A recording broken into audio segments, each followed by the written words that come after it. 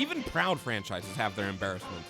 Coke had New Coke, Volkswagen had engines made by a Captain Planet villain, and the Pittsburgh Pirates had my entire childhood. 1984's Nightmare on Elm Street 2, Freddy's Revenge, is all about a teenage boy coming to terms with his homosexuality, which is actually a pretty cool premise for a horror film in the 80s, if they didn't do it like this. Or like Freddy Krueger, am I right? And Jason X, exactly the movie you would expect to be born in a pitch meeting featuring the words nanotechnology, Jason, and in space. I'm Darryl Charles. And I'm James Hesky. These are both bad movies, but we're going to find out which one is worse.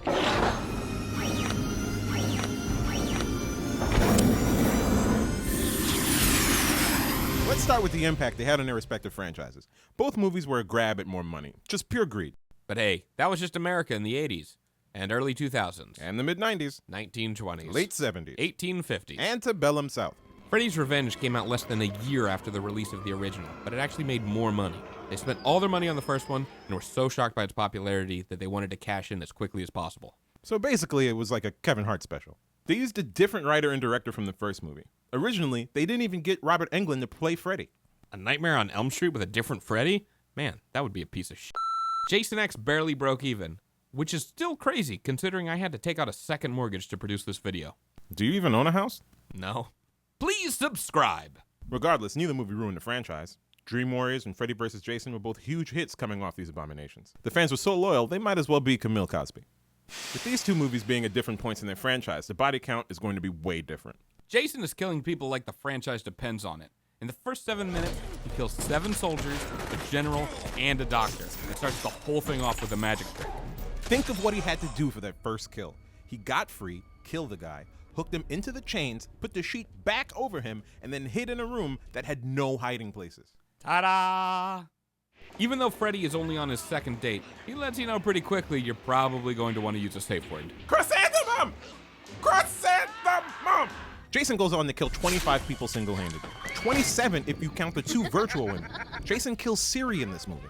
And he still has time to raise money for the ALS by helping someone do the Ice Bucket Challenge.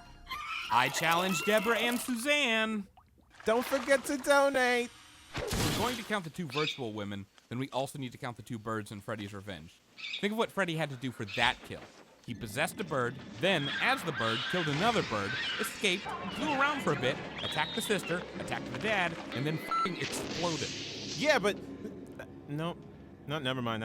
That's the worst movie death of all time. Comparing Transformation with these two movies is a battle between practical effects and CGI. Freddy's Revenge is filled with transformations, mostly with Jesse turning into Freddy whenever he becomes gay or a murderer. Which one is it? Jesse, who is doing this to you? Fred Krueger! He's inside me, and he wants to take me again! Oh right, both. The only real transformation in Jason X is after the fembot blows away Jason with a rocket launcher. Spoiler alert! The nanobots we see in the beginning of the movie pulled parts from the ship to turn Jason into Uber Jason. Rather than curing his hydrocephalus or making him handsome, the nanobots decide to just build him a metal mask for some reason. F***ing Obamacare. Jason becomes Uber while Freddy becomes the gayest Wolverine possible.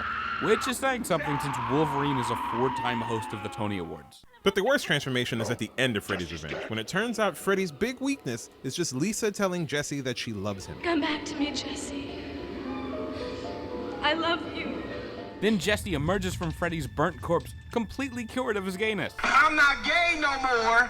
I am delivered! I don't like men no more! I said I like women! Women! You can't kill a bunch of young, sexy people without a fair amount of shitty guardians saying that everything will be okay. In Freddy's Revenge, Jesse's dad is completely oblivious to everything that's going on. His son is so gay that their house is flaming. And when he does finally think something is wrong, he thinks Jesse's on drugs, but basically still does absolutely nothing. What that boy needs is a good goddamn kick in the butt. Or a finger, or a tapered object with a flared base, or Grady. Sexy, sexy Grady. In Jason X, Professor Lowe thinks that everything's going to be fine. We're gonna be fine. I'm sure of it. Yeah, but whether or not they're going to die isn't the only thing he's wrong about. Hey, Professor, how do you feel about sleeping with your TA? Well, that would be irresponsible and foolhardy. And how do you feel about using your position as a professor as a way to make money scavenging shit from Earth? Seems sensible. And how do you feel about rescuing a 7-foot machete-wielding monster? We're gonna be safe here. And how about once you realize he's actually one of the most notorious murderers of all time? It's okay, he just wanted his machete back! Oh my God, Professor, are you all right? Everything's under control. So which is worse? We'll let you decide. Nah, just kidding. This is the internet. Let's just state our opinions like they're fact. Yeah, it sounds about right. Jason X is a shitty movie, but at least it knows it's a shitty movie. It's gonna take more than a poke in the ribs to put down this old dog. Yeah, that ought to do it. But Nightmare on Elm Street 2 should get some credit for making a movie that at least tries to address a real issue going on at the time. Sure, it's sad to see the Friday the 13th series reduced to a sci-fi original that somehow got the rights to one of the best horror movie killers of all time. But Nightmare on Elm Street 2 is equally offensive to movie fans and gays.